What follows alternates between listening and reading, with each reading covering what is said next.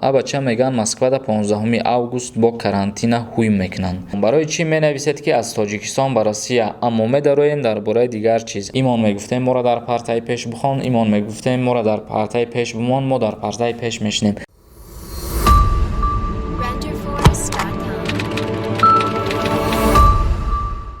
хушхабар аз рехтани мӯи сар, баровардани риш, доғи сафед дар пӯст, харобшавӣ, гирифтани вазн, баланд кардани қад танқисӣ мекашед ё дигар мушкилиҳо доред, бо маҳсулотҳои соф савдо роҳи ҳалро меёбанд. Барои дастрас кардани маҳсулотҳои лозимаатон метавонед ба рақамҳои дар экран буда дар тамос бошед. Аз номи канали Юрист TJ муроҷиат кунед ва ба худ тахфиф бигиред. Бо соф савдо бошед. Доставка дар шаҳри Москва дар 3 соат ва дигар шаҳрҳо бошад 3 ё 4 рӯз дастрас карда мешавад. Ассалому алайкум ба ҳама тамошобинони барномаҳои Сорбон Сафаров канали Юрист TJ. Инак мавзӯи имрӯзаи мо ҷавоб ба саволҳое ки дар комментария ба мо пешкаш кардагӣ буден ва боз як хабари нави дигар баҳри ҳама тамошобиное ки айни ҳол моро тамошо карда истоданд. Хабари имрӯзаи мо оиди офатдидагони ноҳияи Хуросон, яъне ки онҳо дар чӣ ҳолат қарор доранд ва чӣ тавр ба онҳо давлат кӯмак кард соҳиби ҷойи зист шуданд. яъне дар деҳаи чорбоғи ҷамоати ба номи Садриддин Айнии ноҳияи Хуросон барои осебдидагони офати табиӣ 67 дар хона аз тарафи давлат кӯмак карда шуд. Барои 67 оила 67 манзил бунёд карданд ва 67 манзил бунёдаш аллакай қариб ки ба анҷом расида истодааст ва барои ба он манзилҳо рафтан тӯли 1.5 километр роҳро асфальт карданд ва барои 67 хоҷагии манзили зист 18 чоҳи об бунёд карданд. Инак ҳамин буд хабари мо дар бораи ноҳияи Хуросон. Мегзарем ба қисми ҷавоби комментарияҳо. Наврӯз Ахмедов нависад: салом алейкум ака, чанд бор нависам ҷавоб наметӣ. Акаҷон дар бораи рейс аз Душанбе ба Туркия маълумоте кай мешавад? Илтимос ака. ҳоло дар ин бора ягон маълумот надорем. ҳар саволе ки оиди рейсҳо пешкаш мекунем ба мо агар ки ҷавоб нагирифтен, ана ҳамин чиза андеша кунем ки ҳоло дар мавриди ҳамин саволи шумо ягон чизи аниқ ва дақиқ нестае ки мо пешкаши шумо бигардонем. Спартак нависад: дар Тоҷикистон ҳамин дорӯи мӯи сара аз куҷо ёбем? Аз Россия мешава рой карда? албатта ана ҳамон рақамҳое ки дар видео аст ба ҳамон рақамҳо занг мезанем ва дастсафка мекунам ба ҷумҳурии Тоҷикистон. Довудчоҳ нависад: гап нест бародар, дилмона рӯшан кардӣ. Тезтар ҳуй шава бирем хона, учамона ёд кардем. Иншааллоҳ худованд розӣ боша, ҳуй мешава, бармегардем. Файзиддин Шарипов нависад: салом ака, Тоҷикистон Сочи рейс мешавад? Гап мезадед, худованд нигаҳбони мо ва шумо бошад. ҳоло ягон маълумот нестае дар бораи аз Сочи ба ҷумҳурии Тоҷикистон парвоз шудан. Саидмуродова нависад: салом акаи Сорбон, барои чӣ менависед ки аз Тоҷикистон ба Россия, аммо медароем дар бораи дигар чиз. Мақсад мо аксар мусалмонҳо хона нони хӯрдаам ба зор. Мақсад инсоф кунед, аниқаша гӯетон, агар донетон кай раҳо кушода мешавад. Мақсад коркунӣ равем, чунки агар роҳҳо кушода нашавад дар кишварамон як нохушӣ мешавад, чунки мардум аз бекорӣ ба қаллобӣ, дуздӣ ва ғайраҳо даст мезананд. Ман аз шумо хоҳиш мекунам, аниқ кушода мешавад ё ин ки не? аминро нависед акаҷон.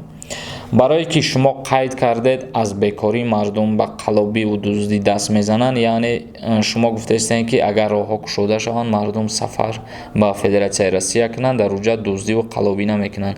ман фикр мекунам ин сухани шумо ғалатае. шумо апаен ё ки хоҳарен ё ки бародарен, чунки марде ки кор мекунад мега дар ҷумҳурии Тоҷикистон ҳам нони даҳанша соҳиб мешавад. ман як чиза дар шумо қайд мекунам ба тарзи оддиву сода мефаҳмонамтон бародаро тамошобинон. мо айне ки мактабхон будем дар давраи мактабимон, баъд барои партаи пеш шиштан бо роҳбари синфмон дағалона рафтор мекардем. имон мегуфтем моро дар партаи пеш бихон, имон мегуфтем моро дар партаи пеш бимон, мо дар партаи пеш мешинем. баъд роҳбари синфи мо як гап дошт, фақат ки одами мехондагӣ аз пишти дарам бимонаш вай дарсша мехона илм меомӯза. ба ҳамин хотир марам дар рӯ гапи шумо гуфтанем ки одами кормекардагӣ дар ҳама ҷо кор мекунад ва ин гапи шумо нодурустае ки мақсад ба дуздӣ даст мезананд ё ки ба қаллобӣ. одами дӯст дар Россия ҳам дуздӣ мекунад, одами қаллоб дар Германияву дар Америка дар ҳама ҷо қаллобиша мекунад. ва оиди ие ки шумо гуфтестен оиди рейсҳо мо дигар ном менависем. Шумо медонед дигар чи дар дохили видео.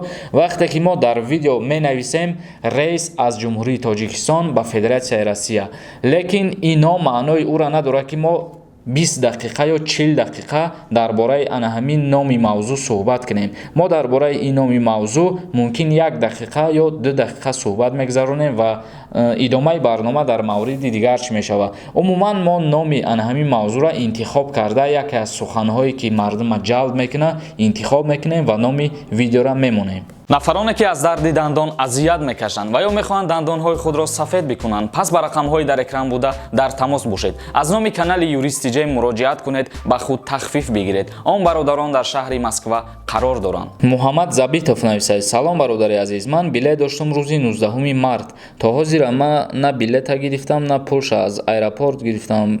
панҷум каса аз духтари тоҷик телефоншам намебардорад.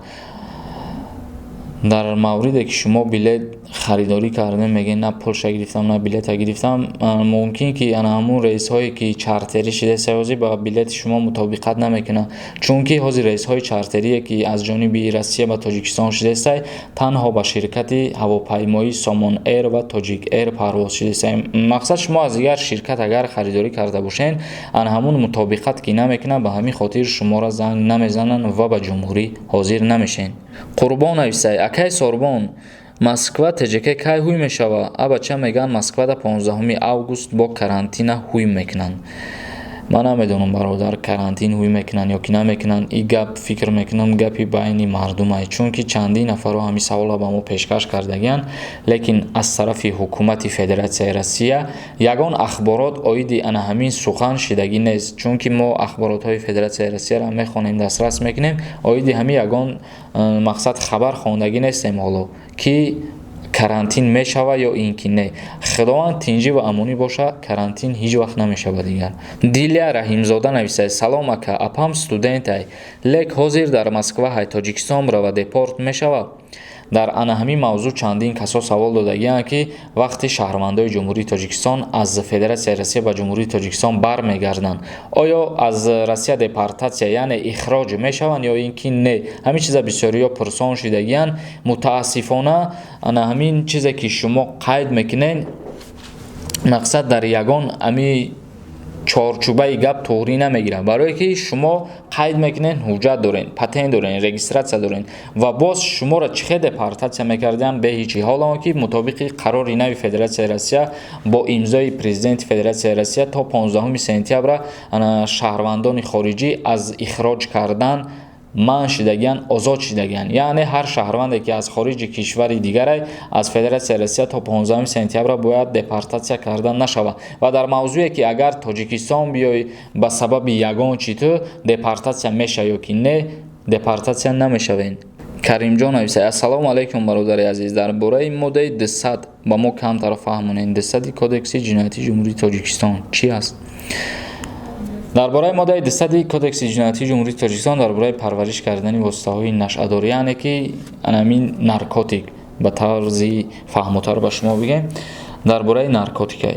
узоқ Раҳмонов нависад: салом ако, билет гирам мумкинми? чӣ мегӯед шумо? ответ я жду.